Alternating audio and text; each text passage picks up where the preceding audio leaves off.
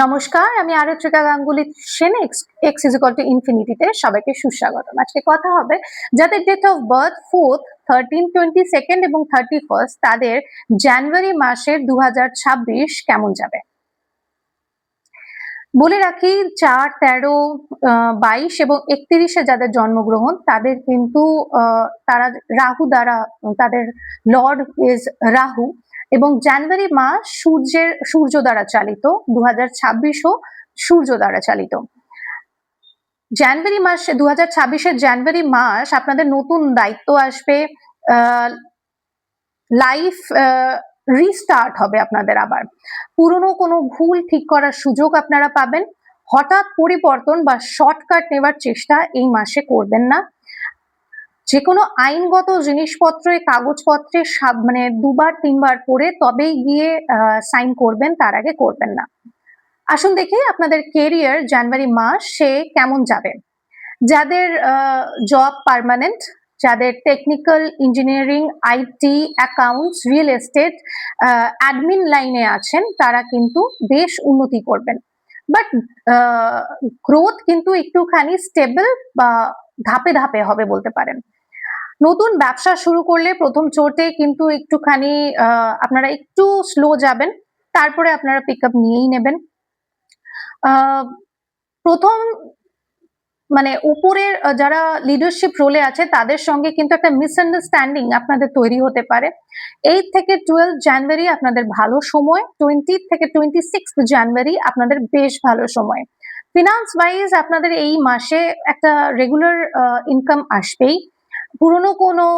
পুরনো কোনো দেনা বা ইএমআই ম্যানেজ করতে পারবেন এই মাসে বেশ ভালোভাবে। হঠাৎ খরচ আপনাদের কিন্তু বেড়ে যাবে। লোন বা লিগ্যাল ম্যাটার আপনাদের কিন্তু একটু লেট হবে এই সময়। শুভ সময় আপনাদের টাকা আসবার শুভ সময় হলো 4th, 13, 22nd এবং 31st।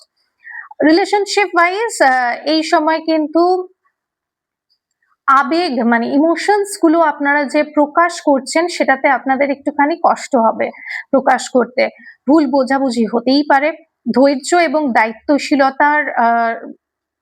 দায়িত্বশীলতার যে নিয়ে যে কাজ করা যায় সেই কাজ আপনাদের বেশ ভালো রকম ভাবে হবে, স্থিতিশীল ভাবে হবে। পরিবার এবং আপনার সিদ্ধান্ত মানে দুজনের পরিবারের সঙ্গে আপনার নিজের সিদ্ধান্ত মিলিয়ে তবেই কোনো গুরুত্বপূর্ণ সিদ্ধান্ত নেবেন। যদি হেলথ ওয়াইজ বলি তাহলে বোন, জয়েন্টস, নি এবং দাঁতের সমস্যা আপনাদের এই সময় আসতে পারে। স্ট্রেস জমে মানে স্ট্রেস একটা বেড়ে গিয়ে একটা শরীর খারাপ হওয়ার প্রবণতা আপনাদের আসবে। নিয়মিত হাঁটা এবং যোগা করা আপনাদের উচিত এবং রুটিন ওয়াইজ কাজ করা আপনাদের খুব দরকার। রেমেডি যদি বলি তাহলে আমি বলবো শনিবার দিন হনুমানজির কাছে হনুমান চালিসা পড়বেন। আর রং হিসেবে নীল, ব্লু, অ্যাশ এবং বা ব্লু, গ্রে আর অফ হোয়াইট কালার আপনারা এই মাসে পড়তে পারেন। দানের জন্য কালো তিল, লোহা বা জুতো আপনারা দান করতে পারেন।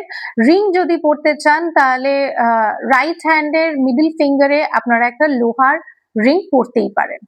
আজকের জন্য এইটুকুই। দেখা হবে খুব শিগগিরই পরের একটি ভিডিওতে। ততক্ষণের জন্য সবাই ভালো থাকবেন, সুস্থ থাকবেন।